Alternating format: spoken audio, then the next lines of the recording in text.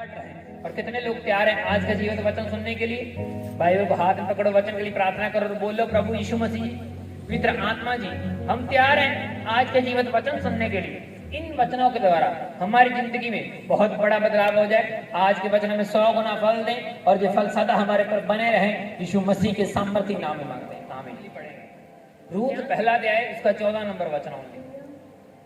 तब वह फिर से उठी और ने तो अपनी सास को चूमा, परंतु रूत उससे अलग न हुई। यहाँ पे लिखा है रूत पहला अध्याय उसका 14 नंबर वचन में लिखा है कि वो तीन स्त्रियां थी, आपस में तीनों गले लग के रोई और उसकी जो सास थी उसने बोला कि जाओ चली जाओ।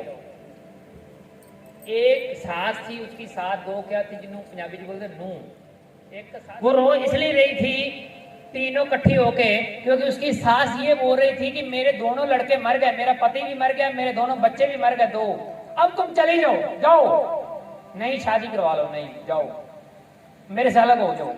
लेकिन वो दोनों जो थी, दो नू जो थी, अपनी सास को छोड़ना नहीं चाहती, इसलिए रो रही थी।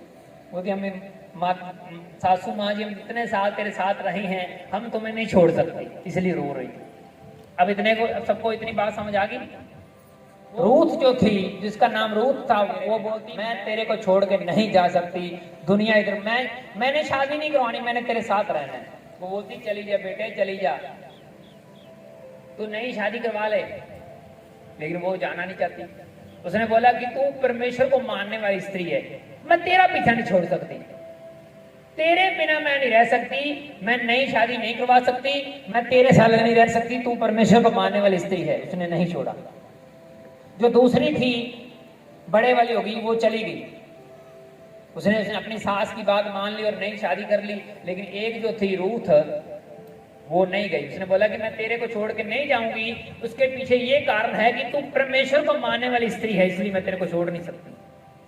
अब एक डिसीजन उसने लिया था कि मैं न्यूमी सासू माँ तुम्हें नहीं छोड़ सकती, तू परमेश्वर को मानने वाली स्त्री है, मैं सासू माँ तुम्हें नहीं छोड़ सकती, तेरे साथ रहूंगी। और उसका ये डिसीजन, उसका ये एक आइडिया उनका ना छोड़ने के कारण परमेश्वर ने उनको इतना औदा बड़ा दे दिया कि उनकी पीढ़ी में से यीशु मसीह पैदा हुआ। किनकी पीढ़ी में से? रूथ की पीढ़ी में से। एलिया बोलता अलीशा चला जा, मैं स्वर्ग जाने वाला हूं। बोलता है मैं मरते दम तक तेरा पीछा नहीं छोड़ूंगा, जब तक तेरा धरती के पैर रहेगा मैं तेरे साथ रहूंगा, जब तक तू धरती पर जीवित रहेगा मैं तेरे साथ रहूंगा, जब तक तू धरती के ऊपर मैं तुम्हें अकेला नहीं छोड़ सकता। किसने कहा? अलीशा ने। किसको कहा? एलिया को। एलिया को पता था कि आज मैं स्वर्ग जाने वाला हूं, आज धरती के ऊपर उठने वाला हूं, आज मेरा धरती का समय पूरा हो गया, आज मैं जा रहा हूं धरती छोड़ के। अलीशा को बोला वापस चला जा। अलीशा बोलता मैं नहीं जाऊंगा, तेरा पीछा नहीं छोड़ूंगा, मैं तेरे साथ रहूंगा, तू बहुत हाई लेवल का मैन ऑफ गॉड है, तेरे ऊपर परमेश्वर का हाथ है, मैं तुम्हें नहीं छोड़ सकता। बार बार एलिया बोलता रहा, लेकिन एलीशा ने नहीं छोड़ा। उसने बोला नहीं। बार बार न्यूमी बोलती रही कि रूथ चली जा चली जा चली जा, बोलती नहीं जाऊंगी नहीं जाऊंगी नहीं जाऊंगी, तेरे साथ रहूंगी। एलिया बोलता रहा चला जा चला चला चला, एलीशा बोलता मैं नहीं जाऊंगा, तेरे साथ रहूंगा। आज भी उधर उधर उधर उधर ये हो रहा है, चलो हम उधर चलते। आज किसी क्रिश्चियन व्यक्ति को थोड़ी सी क्वांटी फूंक मार दे, आज हम इधर चले, बोलते हैं ठीक है हम तेरे साथ चलते हैं, ठीक है चलते हैं, ठीक है हम चलते हैं, जहां तू जाएगा वहां मैं तेरे साथ जाऊंगा। आज ग्वांटी के पीछे चले हैं, क्यों? क्योंकि मित्रता न टूट जाए, रिश्तेदारी न टूट जाए। बोले हम इस चर्च में चले, बोलते हम चले। जो पिछला पाप बनाया होता है वो चुटकियों में छोड़ के भाग जाते हैं, चुटकियों में बिगाड़ के, फिर गलती भी नहीं होती, जोड़नी पड़ती। क्यों चर्च छोड़ गए? बस ऐसे ही पादरी में मिलता नहीं था, कोई बहाना भी नहीं होता, फिर धक्के से घड़ना पड़ता है। चर्च छोड़ने के लिए कोई ना कोई बहाना तैयार करना पड़ता है, होता नहीं है, तैयार करना पड़ता है, झूठा मूठी बात बनानी पड़ती है कि मैं इसलिए चर्च छोड़ रहा हूं, मेरे को पादरी मिला नहीं इसलिए चर्च छोड़ रहा हूं, पादरी मेरे घर नहीं आया इसलिए चर्च छोड़ रहा हूं, पादरी मेरे लिए प्रार्थना नहीं की मैं इसलिए चर्च छोड़ रहा हूं। कोई ना कोई बहाना, बनावटी बहाना तैयार करना पड़ता है, क्योंकि अपनी कमी नहीं बताएंगे कि हम उस चर्च में रहे, हम वहां चोरियां करते रहे, ठगियां करते रहे, हमसे नहीं टिका गया, परमेश्वर ने हमें वहां नहीं रहने दिया, ये नहीं बताएंगे। वो पादरी की गलती बताएंगे, हमेशा चर्च की गलती बताएंगे, उनके सिस्टम को रॉन्ग बोल के आएंगे। अपना नहीं बताएंगे कि हम भी वहां चर्च में रूल नहीं मानते थे, हम चोरियां करते थे, ठगियां करते थे, शादी करवाने गए थे, लड़की भगा के लेके जाने की तैयारी में थे, लड़का भगा के लेके जाने की तैयारी में। अपना नहीं बोलेंगे, अपनी गलती स्वीकार नहीं करेंगे, चर्च को निंदेंगे, पादरी को निंदेंगे, सिस्टम को निंदेंगे। इतना दम नहीं है कि ये बोले कि मैं गलत था, मेरे अंदर औकात नहीं है चर्च के अंदर जाने की। जब सारी रात पतरस मछलियां पकड़ता रहा, नहीं आई हाथ में, उसने अपनी गलती स्वीकार की। यीशु मसीह को बोला कि यीशु मसीह तू इतना महान गुरु है, तेरे एक कहने से इतनी मछलियां इकट्ठी हो जाती हैं। हम सारी रात धक्के खाते रहे, मछलियां पकड़ते रहे, लेकिन नहीं काबू आई, लेकिन तुमने एक चुटकी बोली कि इधर जाल डालो और इतनी मछलियां। यीशु मसीह को क्या पतरस बोलता है, गुरु जी मेरे से दूर हो जाओ, मेरी इतनी औकात नहीं है, तुम इतने महान गुरु हो कि मेरी इतनी औकात नहीं है कि मैं तेरे पास भी आ सकूं, मेरी इतना मैं साफ सुथरा नहीं हूं। उसने अपनी गलती स्वीकार कर ली थी, करी थी कि करी थी? उसने बोला प्रभु जी मेरे से दूर हो जाओ, मैं इतना साफ सुथरा नहीं हूं जितने तुम हो, मेरी इतनी औकात नहीं है।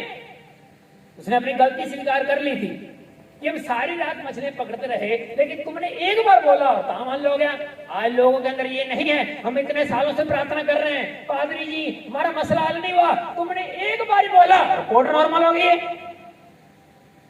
ये नहीं बोलेंगे लोग कभी भी कि तुम्हारे अंदर इतनी ताकत है आत्मिक, तुम बोलते हो तो रिपोर्ट नॉर्मल हो जाती है। हम तो कई दिनों से प्रार्थना घर में बैठ के कर रहे हैं, हमारी तो नहीं सुनेगी। पतरस ने अपनी गलती स्वीकार कर ली थी कि तुम इतने महान यीशु मसीह हो, हमारे से कई गुना हम तेरे काबिल नहीं साथ रहने के, हम इतने गंदे हैं, गिरे हुए हैं, हम तेरे साथ नहीं रह सकते। उसने अपनी गलती स्वीकार कर ली थी। परमेश्वर अपने घर से बहुत ज्यादा प्यार करता है। वो कभी नहीं बोलेगा कि ये मेरा लेग खराब है या मेरा हाथ खराब है या मेरी आंख खराब है। वो अपने भवन के खिलाफ कभी नहीं बोलेगा। जिनको भी उन्होंने खड़ा किया ना, उनकी कभी वो निंदा नहीं करेगा। कौन? यीशु मसीह। उनको पता है कि मैंने खड़ा किया, चाहे मेरा हाथ है, आप अपने हाथ की निंदा नहीं करते, अपनी आंख की निंदा नहीं करते, क्योंकि पता आपके शरीर के साथ जुड़ी हुई है। और इसी तरह परमेश्वर की सेवकाइयां हैं। परमेश्वर अपने सेवकाई की कभी निंदा नहीं करता। लोग करते हैं लेकिन वो नहीं करता। वो नहीं बुराई करता कि ये हाथ गंदा है, मेरा पैर ये चीज खराब है, आंख खराब है, बाल खराब है, वो नहीं करता। उनको पता है ये हमारा ही सारा शरीर है। लेकिन लोग करते हैं। लोग जैसी से मर रहे हैं, कौन से? आपस में। तो वो चल छोड़ के मेरे साथ चल, बस मेरे साथ चल। और ऐसे लोग कभी भी तरक्की नहीं कर पाएंगे। मैं सच बोल रहा हूं। जिनको नहीं नॉलेज, इतनी रिक्वेस्ट की गई कि हमें छोड़ दो छोड़ दो छोड़ दो, लेकिन वो उनको पता था कि ये आत्मिक रास्ता छोड़ेगा तो बस हम तो खत्म हो जाएंगे। रूत की सास मिन्नता करती रही कि बेटी चली जा, तेरा भाई जाए। बोलती ना ना ना ना ना, तुम्हें कैसे छोड़ दो? तुमने तो मुझे परमेश्वर के बारे में जानकारी दी है, तुमने तो मुझे रास्ता बताया परमेश्वर का, तुमने तो मुझे स्वर्ग की बातें बताई हैं, तुम्हें कैसे छोड़ दो? तुम्हें तेरे से सीख के तो मैं परमेश्वर में चलती हूँ। आज लोग सीख लेते हैं, सब कुछ कर लेते हैं, जब सेवा का टाइम आता है हम छाल मार के चल रहे हैं।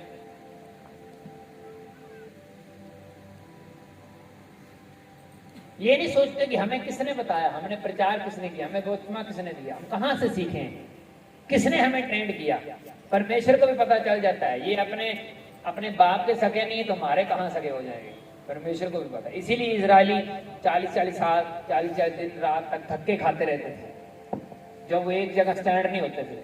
और उन्होंने इतना दुखी कर दिया था, इतना दुखी कर दिया मूसे को कि मूसे से भी गलतियां होने लग गई। इतना डिप्रेशन दिया कि मूसा भी वचन तोड़ने लग गया उनके साथ चल चल।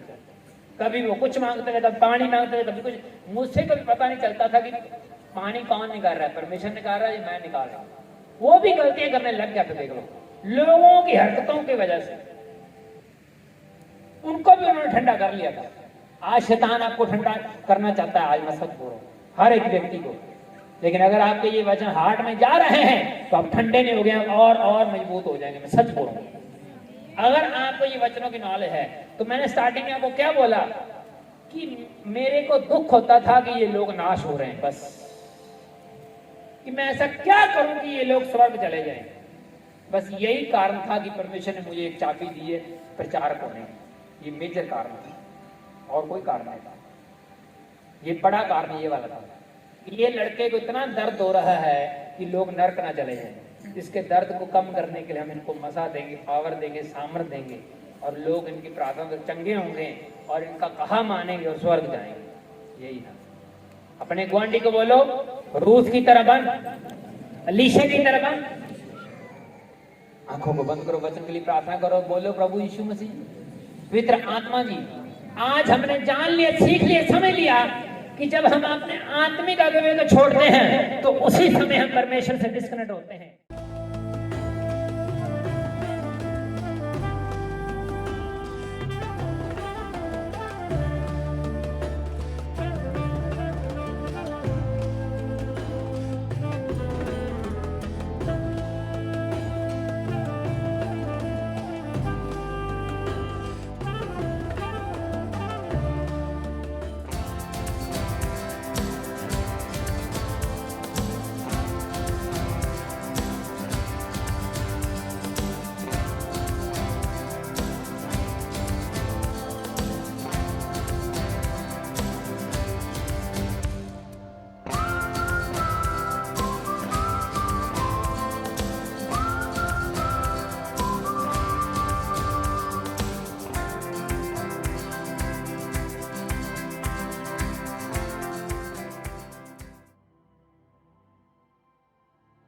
आप सभी को जय मसीह की।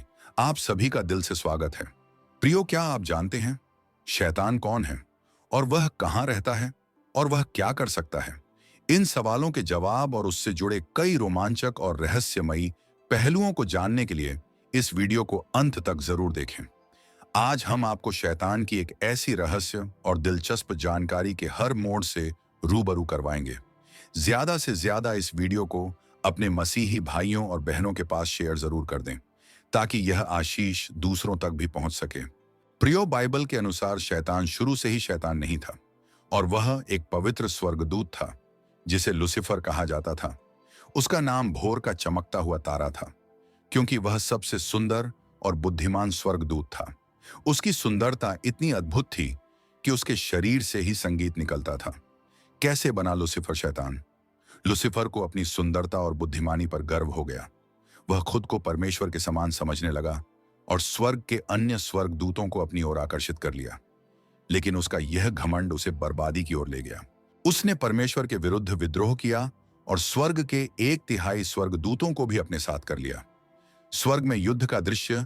आखिर स्वर्ग में युद्ध क्यों हुआ? प्रियो, बाइबल हमें बताती है कि स्वर्ग में एक भयानक युद्ध हुआ। एक तरफ लुसिफर और उसके अनुयायी थे और दूसरी ओर परमेश्वर के स्वर्गदूत जिनका नेतृत्व मिकाइल ने किया। इस युद्ध में लुसिफर को पराजय का सामना करना पड़ा और उसे स्वर्ग से गिरा दिया गया। उसका यह पतन उसे फॉलन एंजल बना गया। प्रियो, अब आपके मन में यह सवाल उठता होगा कि अब शैतान कहां रहता है या फिर कहां है? प्रियो, लुसिफर, जो अब शैतान के रूप में जाना जाता है, इस संसार का शासक बन गया है। बाइबल कहती है कि वह इस पृथ्वी पर घूमता है और लोगों को भटकाने का काम करता है। वह परमेश्वर और उसके वचन के प्रति संदेह पैदा करता है, जैसे उसने अदन के बगीचे में हव्वा को भ्रमित किया था। दोस्तों, शैतान हमें अपने जाल में कैसे फंसा लेता है और इसी को कहा जाता है शैतान के प्रलोभन। प्रियो, शैतान लोगों को लालच देकर उन्हें अपने जाल में फंसाता है। उसने प्रभु यीशु मसीह को भी संसार के सभी वैभव का प्रलोभन दिया, लेकिन यीशु ने उसे डांट दिया और परमेश्वर की उपासना करने का आदेश दिया। आज भी शैतान संसार के भोग विलास का सपना दिखाकर लोगों को गुमराह करता है। दोस्तों, अब आपके मन में यह विचार आता होगा कि अब शैतान का मृत्यु कैसे होगा या फिर शैतान का अंत कैसे होगा? क्या शैतान हमेशा के लिए नहीं रहेगा? बाइबल बताती है कि समय आएगा जब उसे एक बड़ी जंजीर से बांधकर 1000 वर्षों के लिए कैद किया जाएगा। इसके बाद उसे थोड़े समय के लिए छोड़ा जाएगा, लेकिन अंत में वह आग और गंधक की झील में हमेशा के लिए डाल दिया जाएगा। शैतान का साथ देने वाले सभी लोग भी उसी नरक में जाएंगे, लेकिन परमेश्वर हमें इस विनाश से बचाने के लिए धैर्यपूर्वक इंतजार कर रहे हैं। उन्होंने हमें प्रभु यीशु मसीह के रूप में उद्धार का मार्ग दिया है। तो क्या आप नरक से बचना चाहते हैं? अगर हां, तो आज ही प्रभु यीशु मसीह को स्वीकार करें और अपना जीवन उसे समर्पित करें। वह आपको शैतान के हर प्रलोभन से बचाएंगे। दोस्तों, क्या आपने कभी सोचा है कि शैतान की असली ताकत क्या है?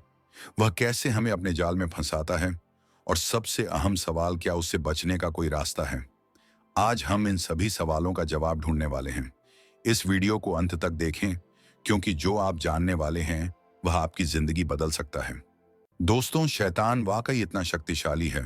प्रियो, शैतान सिर्फ एक गिरी हुई आत्मा है, लेकिन उसकी सबसे बड़ी ताकत है धोखा और भ्रम फैलाना। वह हमेशा ऐसा दिखाता है जैसे वह हर चीज पर नियंत्रण रखता हो। बाइबल कहती है कि वह गर्जने वाले शेर के समान है, जो लगातार किसी को अपना शिकार बनाने की तलाश में रहता है। लेकिन रुकिए, क्या वह सचमुच शेर है? नहीं, वह सिर्फ नकली है, लेकिन उसकी चालों में फंसना बहुत आसान है। मेरे मसीही भाइयों और बहनों, शैतान का सबसे बड़ा धोखा यह है कि शैतान चाहता है कि आप विश्वास करें कि वह अजय है। वह आपके मन में परमेश्वर के वचन के प्रति संदेह उत्पन्न करता है। सोचिए, क्या आपने कभी महसूस किया है कि आपके दिल में अचानक परमेश्वर के प्रति भरोसा डगमगाने लगता है? यही शैतान की चाल है। अदन के बगीचे में उसने हवा से पूछा, क्या परमेश्वर ने सचमुच ऐसा कहा?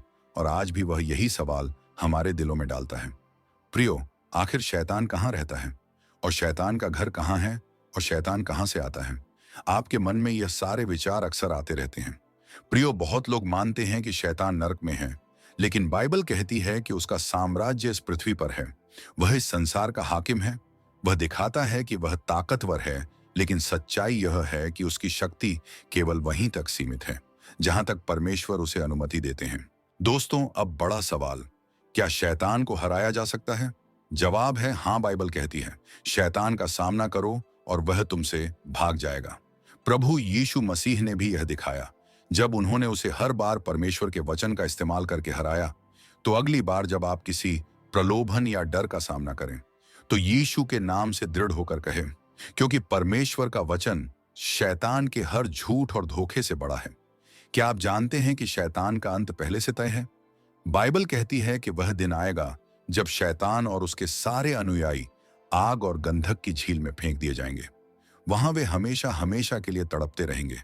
लेकिन उससे पहले वह अपनी पूरी कोशिश करेगा कि जितने ज्यादा लोग हो सके उन्हें अपने साथ ले जाएं। क्या आप उन लोगों में से होंगे जो शैतान के साथ बर्बाद होंगे, या आप प्रभु यीशु मसीह को स्वीकार करके उस जीवन को पाएंगे जो हमेशा के लिए है? याद रखें, नरक शैतान और उसके दूतों के लिए तैयार किया गया है, लेकिन परमेश्वर चाहते हैं कि आप बच जाएं। उन्होंने अपने इकलौते पुत्र प्रभु यीशु मसीह को आपके लिए बलिदान किया। तो आज का फैसला आपका है। क्या आप शैतान के झूठ से आजाद होना चाहते हैं? क्या आप प्रभु यीशु मसीह को अपनी जिंदगी सौंपने के लिए तैयार हैं, उस अद्भुत जीवन की ओर जो शैतान की हर चाल से आजाद है? दोस्तों, क्या आप जानते हैं, शैतान हर उस व्यक्ति को निशाना बनाता है जो परमेश्वर के करीब आना चाहता है, क्योंकि शैतान जानता है कि उसकी हार तय है। वह यह भी जानता है कि जो लोग यीशु मसीह में विश्वास करते हैं वे उससे कहीं ज्यादा ताकतवर हो जाते हैं। हाँ, आपने सही सुना। बाइबल कहती है, जो तुम में है वह उससे बड़ा है जो संसार में है। यानी शैतान आपसे डरता है, लेकिन केवल तब जब आप यीशु मसीह के साथ खड़े होते हैं। प्रियो, शैतान की चालों को आप कैसे पहचान सकते हैं? शैतान सिर्फ एक रास्ते से हमला नहीं करता, वह अलग अलग तरीकों से आता है। वह आपको ऐसी चीजों का लालच देता है जो आपके जीवन को बर्बाद कर सकती हैं। वह आपके मन में नकारात्मक विचार डालता है ताकि आप परमेश्वर की योजनाओं पर भरोसा ना करें।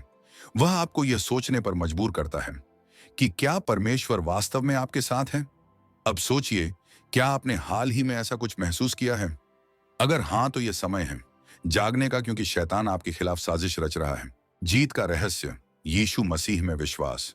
क्या आप जानते हैं कि यीशु मसीह ने शैतान पर पहले ही जीत हासिल कर ली है? जब उन्होंने क्रूस पर अपना बलिदान दिया और तीसरे दिन मृतकों में से जी उठे, तब उन्होंने शैतान की सबसे बड़ी शक्ति, मृत्यु और पाप को नष्ट कर दिया। अब सवाल यह है, क्या आप उस जीत का हिस्सा बनना चाहते हैं? परमेश्वर ने हमें एक आसान रास्ता दिया है, विश्वास। अगर आप विश्वास करते हैं कि यीशु ने आपके पापों के लिए अपना जीवन दिया और वह आज जीवित हैं, तो आप शैतान के हर जाल से आजाद हो सकते हैं। आपका फैसला। आपका भविष्य, यह दुनिया आपको कई चीजें दे सकती है, पैसा, शोहरत और भोग विलास, लेकिन यह सब अस्थायी है। शैतान चाहता है कि आप इन्हीं चीजों में उलझे रहे ताकि आप परमेश्वर के अनंत जीवन से वंचित रह जाएं। लेकिन आज आपको यह फैसला करना है, क्या आप शैतान के झूठ को मानेंगे या आप यीशु मसीह को अपना उद्धारकर्ता स्वीकार करेंगे? अगर आप आज परमेश्वर के साथ चलने का फैसला करते हैं तो यह जान ले कि यह सबसे महत्वपूर्ण निर्णय है जो आपकी पूरी जिंदगी बदल देगा।